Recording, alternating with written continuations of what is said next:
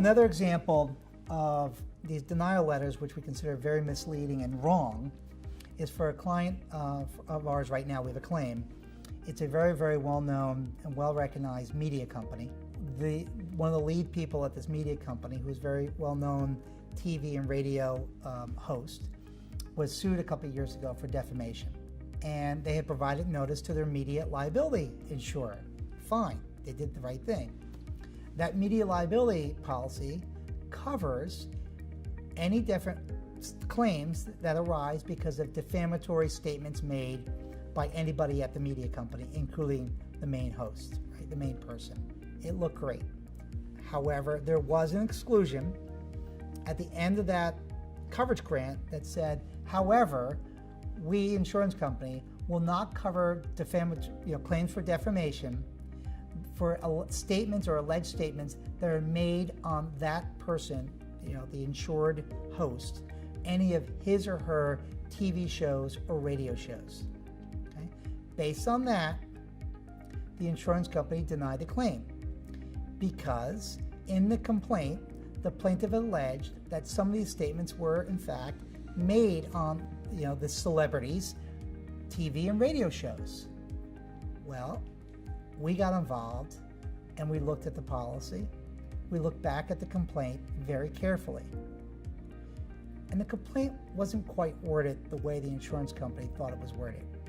The complaint, although had mentioned the celebrities' radio and TV shows, never alleged in the complaint that these alleged defamatory statements were only made on his radio or TV shows.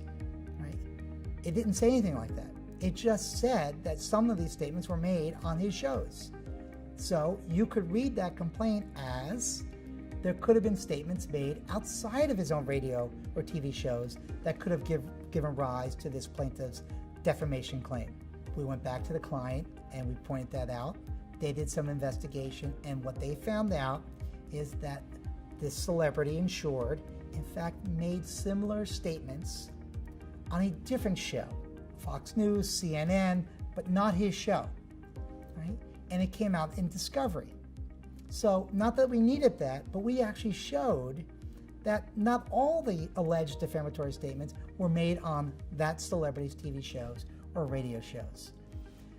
We went back and we looked at the policy, and it's a duty to defend policy. And I'm not going to spend a lot of time on duty to defend, except to say it's a very broad obligation by an insurance company. If there's any possibility that there could be coverage, it doesn't even have to be a reasonable possibility, it just has to be a possibility, an insurance company has a duty to defend. Well, you know what? Just looking at the complaint with its allegations, where it never confined the defamatory statements to the celebrity's own TV shows only, that raises the issue. There was a possibility that statements could have been made outside of his shows. In fact, they were. We are now in discussions with the insurance company to pay what is ultimately going to be a multi-million-dollar attorney's fees and possible settlement case, all because we took the time to look at the policy and look at the allegations of the complaint and compare them side by side in very, very detailed fashion. And we were able to establish that the insurance company's initial denial was incorrect.